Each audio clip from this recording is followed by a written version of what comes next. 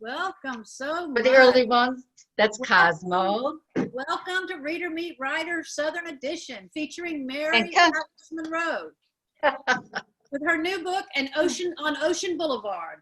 We hope to provide some retail therapy, entertainment, and distraction during this hour. I'm Wanda with the Southern Independent Booksellers Alliance.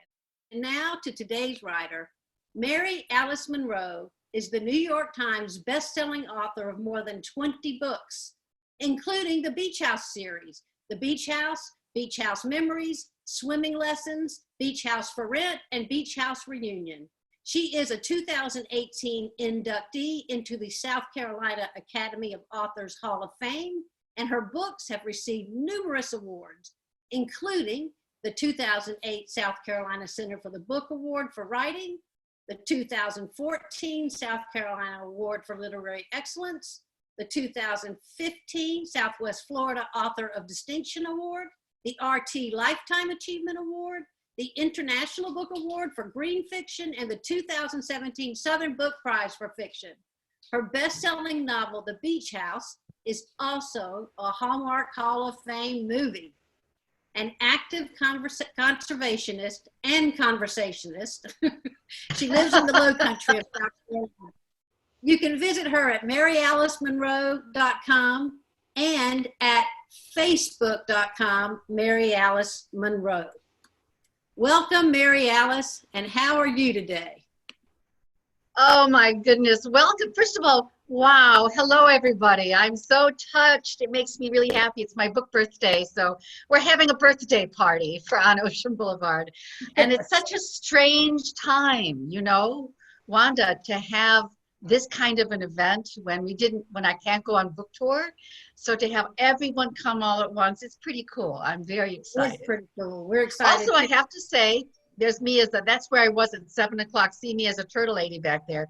Our first nest on Isle of Palms, Sullivan's Island this morning. Yay! So I didn't look like this at 7 o'clock this morning.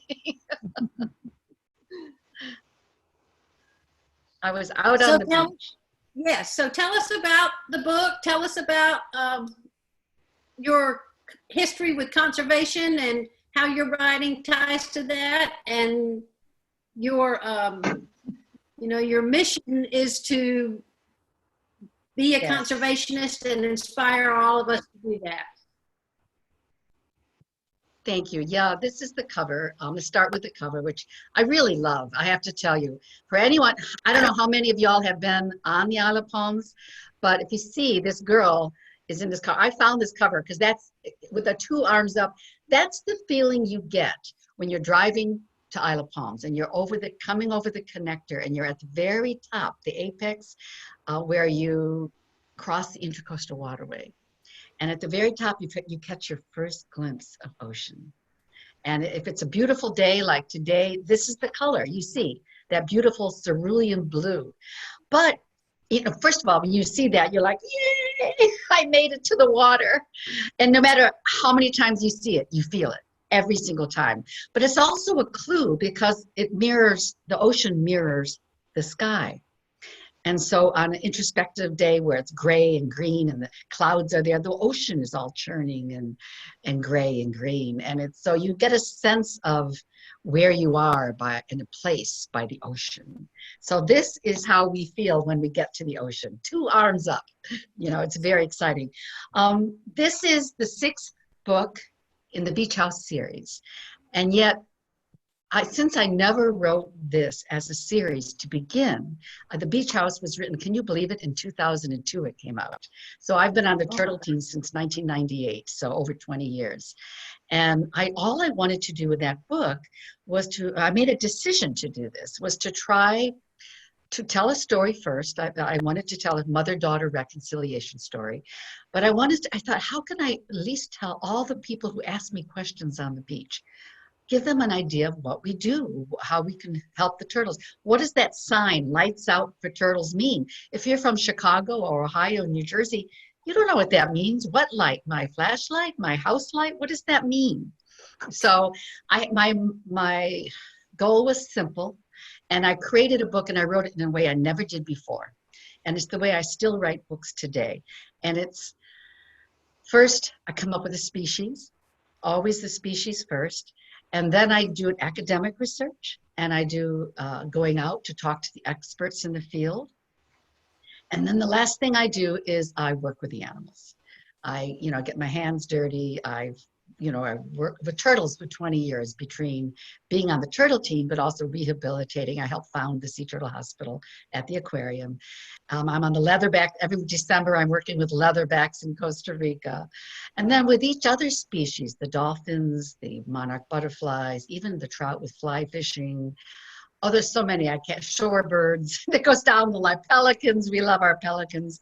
But every time I do it, I work with the animals, and I say the story comes to me from what I'm learning about the animals. Or I always say the animals tell me the story. And the characters are people that are inspired by the people I work with, authentic people.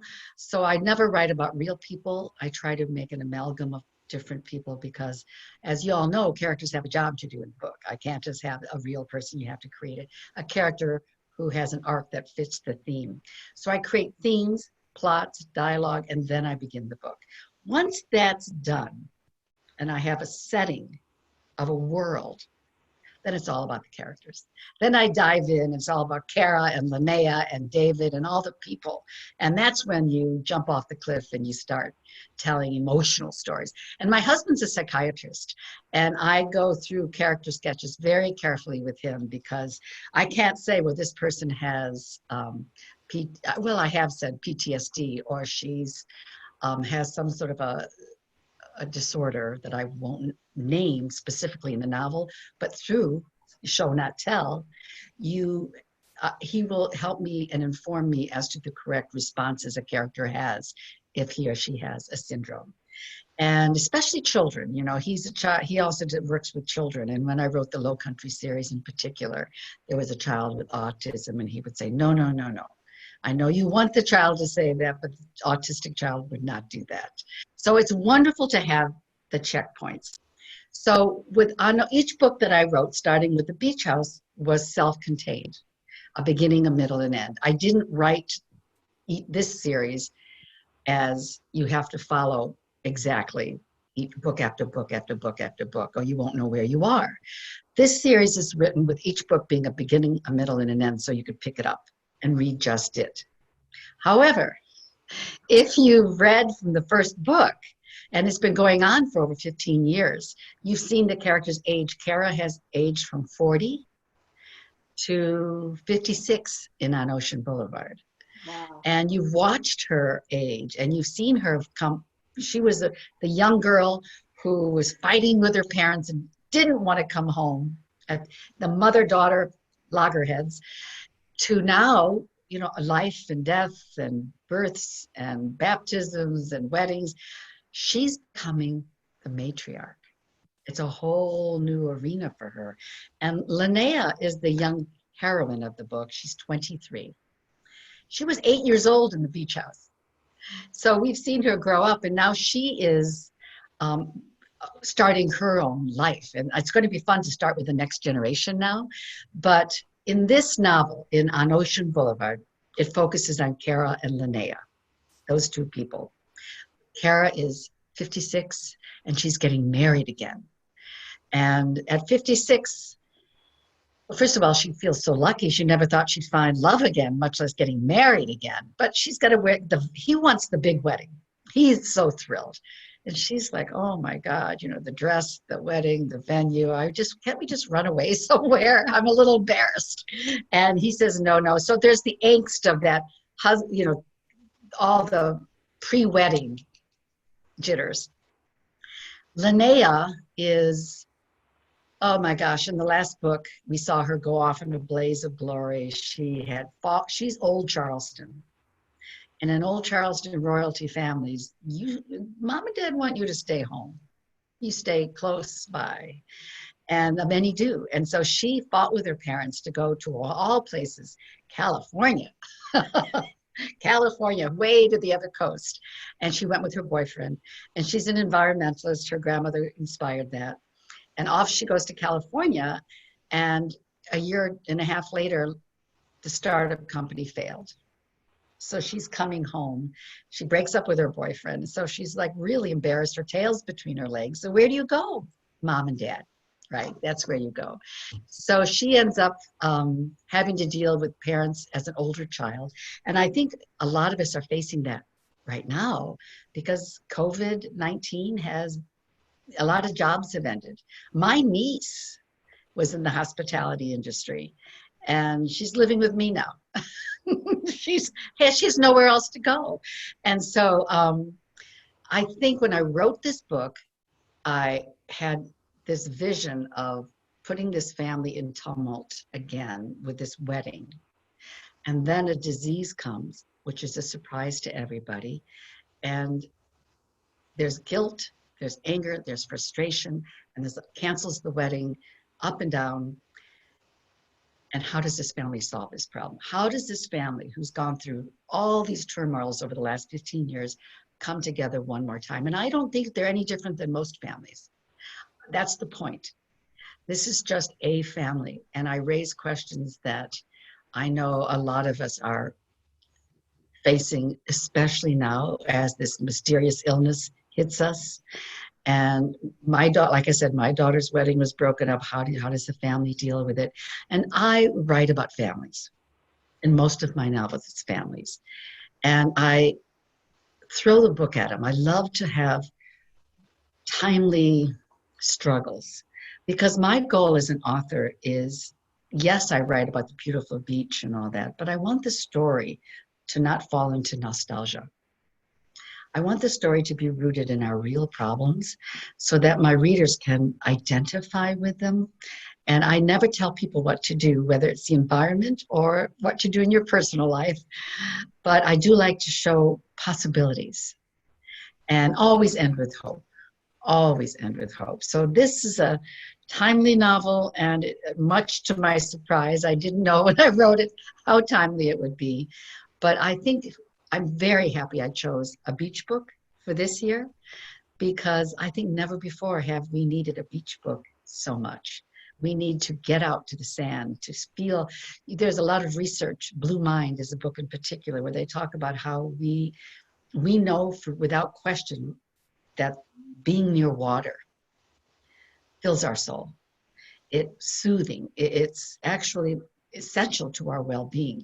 So we all have our favorite water. We have beaches, we have riverfronts. Patty Callahan Henry, my BFF, loves the May River. We have, I have a house in Tryon, North Carolina, and I bought it because it's on the river and I go fly fishing there. I go to the river. You go to your water. You go to your swimming pool. You go anywhere where there's water. And it's like pushing the delete button. Everything calms down. And I think in that moment of peace, you find a stillness where I think that's called prayer. And I believe that's where we find strength to go home and deal with whatever issues are facing us. So I feel that in my personal life, and I try and keep that in all my books, but especially with the Rutledge family. That family, they're my best friends. I've known Cara since she was 40. And she and I have gone through a lot together. I think I identify with Cara quite a bit now. That's a long-winded answer to tell you about my book. That is a great answer. Well, tell us about the animals in this book. This year, I returned to the sea turtles, my iconic animal.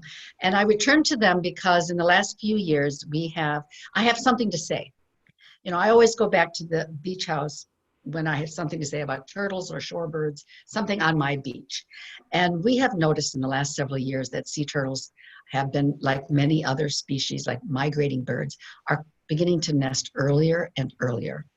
Obviously, climate change, but how is that impacting the species?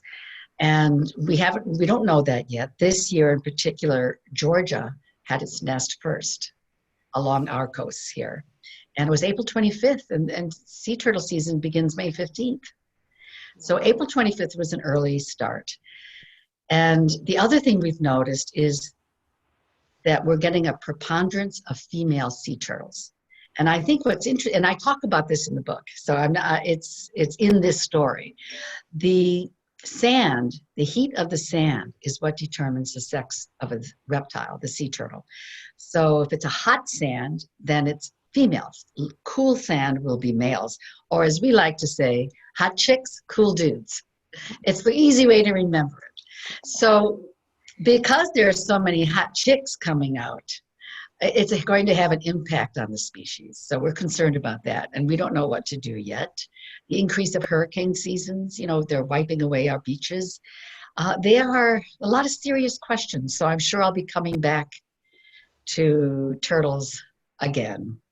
But I have to say, hurricanes, my last book, The Summer Guest, was all about a hurricane evacuation. So I have a little PTSD like Cara about hurricanes. I've evacuated for 20 some years. I'm done. That's why I bought a house up north near Linda Marie, up near Malaprops. I got a house near there to hide, to run when the hurricane. Every one of y'all who might be near a coast, let me just personally say to you, because I know a lot. If the governor says go now, don't wait. Go. And the reason you should go is because there are so many more millions of people along the coast. The highways are parking lots. So when they say go, adios. In this book, no hurricanes in this book, much to my surprise. And you mentioned leaving the lights off, and you mentioned the folks who might not know, but if we have any viewers who don't know, why don't you share with them what that does mean? Oh, thank you. Oh, thank you, Wanda. It never occurred to me to say that. I'm listening. What we say is lights out for turtles. And I remember seeing that sign for the first time thinking no one knows what that means. Sea turtles are sensitive to light, and both the females, when they come up to nest, if they see a lot of light, they'll turn right around and go back to the ocean. What the biggest concern, though, is the hatchlings. Turtles have been around for 200 million years, and in nature, the brightest light is the ocean, the moon, and the stars over the water. So in the darkness, the hatchlings, and also we now know they hear, but they run towards the greatest light, which is the sea. But that was pre-electricity. Now with the advance of electricity and street lights and all the homes, the biggest problem we have with hatchlings is they all run down. They get down the dune, and when they get to the flat sand behind them, they see the houses, the ambient light of the city, and they turn right around and go back up to certain death. So we're there, and I don't mind telling you, it ain't fun to be standing in the ocean at night with a light. But we have a big bright light, the pretend moon, we call it. Who's the moon tonight? And we stand in the shallows, and we knock on the doors of all the people who are renting houses or live there and say, please turn out the lights. So what we're asking people to do is turn off your lights of all the beachfront houses. If you're on a condo, even up high, and close your shutters if you have them. No outside lights, and also no flashlights. Most people now know not to walk the beach with white light. And a lot of people are using the red lights, and we appreciate it, but when a turtle nest is hatching, even that light will attract them. So lights out for sea turtles. Yeah, okay, so I think it's time for questions. You ready for questions? Yes, yes. It's important you stay muted so we can all hear the answers. In the chat option, remember to begin all your questions with a capital Q. Name your local store if you'd like. We'll give them a shout out when we ask your question. Linda Marie, do we have a question for Mary Alice? Yes, our first question is from a fan of writing books on St. Simon's Island. Oh, St. Simon's. Hi, St. Simon's. And they ask, can you tell us about your daily writing process?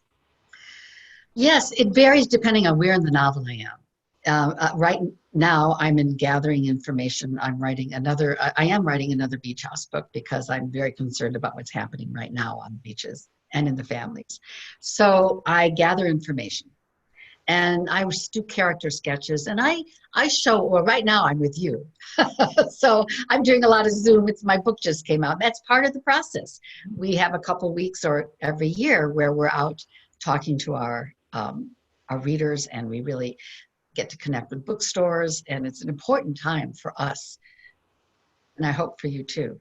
But when I'm home and I start locking down, I begin pulling together all the research that I've done, and I show up at the desk at 9 o'clock, never later. I like to have my mornings for turtles or my dogs or a garden or something. And by 9 o'clock, I'm at the desk. And Mary Alice Monroe's a pretty tough boss. She gets very angry with me if I don't show up. And I work straight through. I get to take a walk at lunch. And that's nice about working at home. You can stir the spaghetti midday if you have to. And then I turn off around 4 o'clock. And that's my day.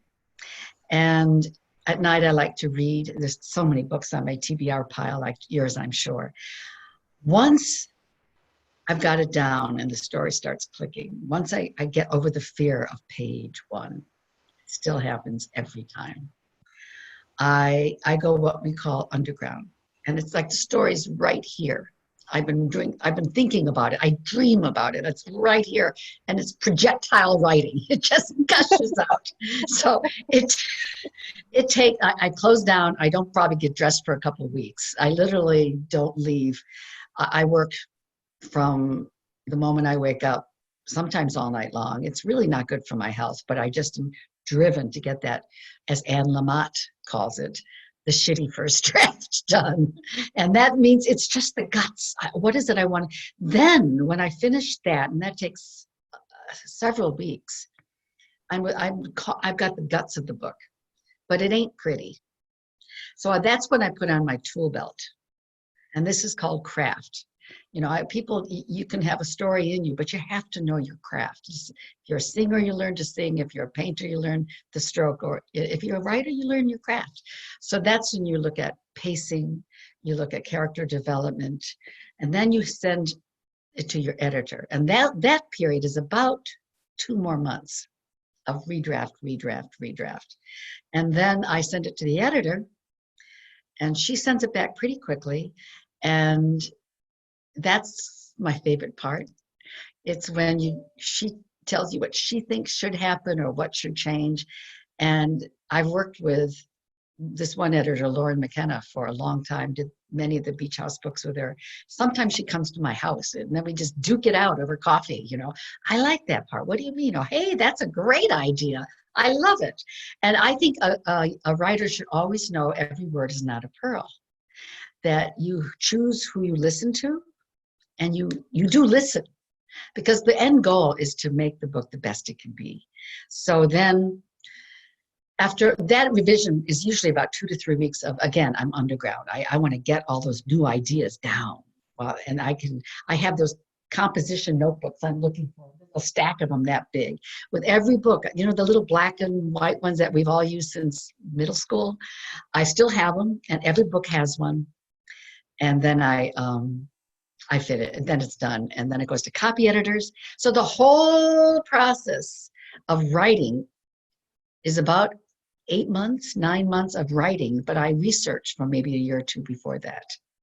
So while I'm writing, say right now, I'm writing the Beach House book, but I'm doing research with animals for my next book. But I'm not writing 2 books. Don't know what the story is. Remember, I just chose the species. So I'm working in the place where the animals are, and I feed them, I rehabilitate, I just work with them a couple of times a week, and I come home and I write my book. So it's sort of a sharing of time. And I don't know if everyone does that, but that works for me. Long answer. Someone said to me, Mary Alice, learn how to give a short answer. And I don't know how to do that. I love a thorough answer. They're not long answers. You're very thorough. I appreciate it. Linda Marie, do we have another question for Mary Alice? Yes. Another viewer noted that you said that characters may be composites of people you know. Do you find yourself listening for great lines to include in your books? All of the time. Oh my God, you're not safe if you're near me. It's all fodder for a book, I promise you.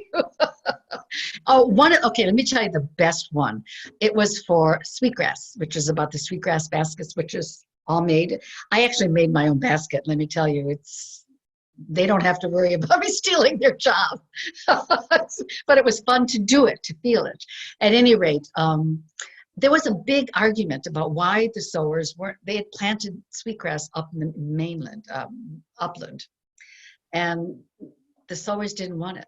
And they were like, what's the matter with it? Sowers are the basket weavers, that's what we call them. And I was talking to one of the sowers, and she said, no, it's not good grass. We only like the grass that grows along the coast. The grass has to live a hard life to be right. Oh, I wrote that down, because if you think of the 300 plus years that the baskets have been made by the slaves, and from mother to daughter to granddaughter, the grass has to have lived a hard life to be right. When you hear a gem like that, you put that in your book. Yes, that is great. Can you name some writers who are influences on your own writing? Well, of course, the great Pat Conroy. He's haunting me. I'm not kidding. Pat Conroy is haunting me. Ask Cassandra. It's a true story. I know what book he wants me to write. So yes, Pat Conroy. I think many of you may remember Rosamund Pilcher. Yes. Oh my gosh, I reread her books all the time for inspiration, because she can make a group of people talking with a cup of tea and toast fascinating. And I think that's what I loved about her work. And I remember when I was a young writer, and the libraries came out and said, if you like so-and-so, you'll love so-and-so. And I'll never forget, in Chicago, they said, if you like Rosamund Pilcher, you'll love Mary Alice Monroe. And I was, that was such an honor, because for me, she was it, and still is. And I never got to meet her. I tried so hard, but by the time she got older and had moved to Scotland, she was probably, I understand, she didn't want to meet some fan. Anyway, Rosamund Pilcher influenced me. I love the work of Shogun. Oh my gosh. James Clavell. James Clavell. Thank you. I just blanked on it. He writes men really well. They all have problems, but they're noble at heart. And I love my heroes to be noble. And so I sometimes look at how he'll write a character for a male influence. Those are the three. Oh, John Steinbeck, of course, John Steinbeck. I'm calling out these Steinbeck, Dickens. Those two are my role models. I read them. In fact, I'm writing a Dickens book right now. It's a Christmas book, so hold on to your hats. It's coming. But the reason I love them, and I do love them and have read everything they've written, but the reason that they inspire me, and I hold them up as a role model, is that they wrote to affect change in their lifetime. They were both famous writers, but that's not what their goal was. When they started out, they wrote a lot of stories to affect change for the poor children in the streets of London, to affect the workers during the Dust Bowl. They both wanted to bring awareness to an issue in their lifetime. And I feel that about my books. I mean, when I decided 20 years ago that I would write books set against some environmental issue, I just knew I wanted to affect change in my life, to bring an awareness to these species without pointing fingers. Story is so much more powerful than telling people what to do. Just bring them to the world. I know from all the people that come to the beach and they ask the questions and they care, or the letters I get from my readers, they care, and it's sincere. And so I always say, if you care, you take care.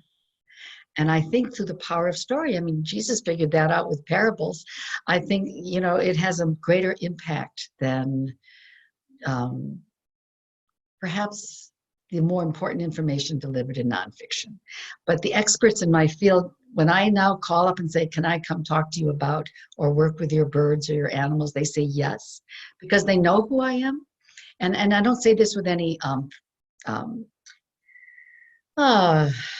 a sense of greatness. I just feel that they know that I'm going to reach a reader they might not. And we're all in this together, right? We're all in this together. Another viewer asks, when you're in Costa Rica working with the turtles, are you doing that on your own or with an environmental group? No, I'm on the board of the Leatherback Trust, which is the organization that works with these giant, the largest species of turtles. And these are the Pacific leatherbacks, and they're 95% extinct right now. So we're doing everything we can to protect them. In Florida, the Atlantic leatherbacks are doing pretty well, actually. We're seeing an uptick in their numbers. So the Leatherback Trust, if people care about these giants, that's the organization to get in touch with. Do you have a favorite character from among your books? Yes, Lovey. Lovey from the beach house. She's the older woman I want to be. She's my inspiration for, she's the epitome of Southern gentility, I think, for me. She loved her kids and she loved her turtles, enough said. This viewer might have an inside track to your life. They ask if your Cavalier spaniels have any roles in your books. You know what? Not yet, not as much as they should, given how much of my time they take up. You saw the two. I showed you my two here. I have a couple more. In The Summer Guests, it's the story of the horses evacuating to the mountains during a hurricane, and horse people have dogs. So a true story. I was up there with all these dogs, and my Cavalier Gigi was in it, and she was in heat. Oh my God. And all the other dogs were at the window pawing, trying to get in. It was hysterical. How could I not write about it? So yes, she's in that. But I think in this coming book, I'm going to have Linnea, who is in the beach house now. She's the next generation. Y'all have to help me come up with a title, because I think the next generation was taken by Star Trek. So I need a new title. MaryAliceMonroe.com, just let me know.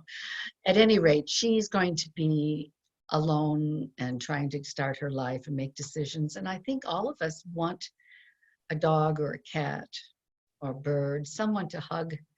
They are my therapy dogs in a way, someone to, something breathing, a heartbeat near us.